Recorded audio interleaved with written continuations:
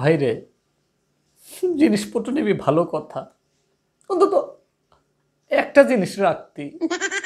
আমিও তো গেছিলাম ওখানে, আমার গার্লফ্রেন্ডকে বড় গলায় বলছিলাম যে প্রধানমন্ত্রীর লিপস্টিক হলেও তোমাকে আমি নিয়ে আসি দেবো, অন্তত মাথার একটা টিপ হলেও আমি নিয়ে আসবো তোমার জন্য।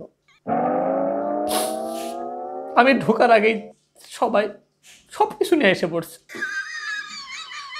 আমি গিয়ে দেখি কোনো ভাবে কিছুই নাই, সব খালি। লিপস্টিক তো দূরস্থান, এক টুকরা সুতা পর্যন্ত পাই নাই আমি।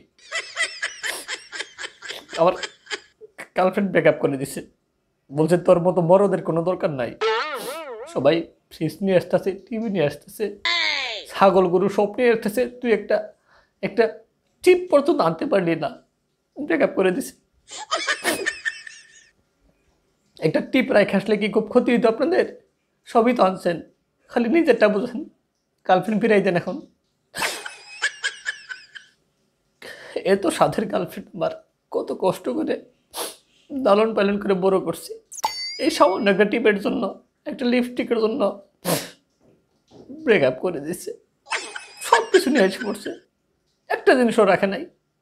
আমি যাই নাই, পরে গিয়ে কিছুই পাই নাই, খালি খালি ঘুরে আসছি। খারাপ মানুষ, নিজেরটাই বুঝে খালি।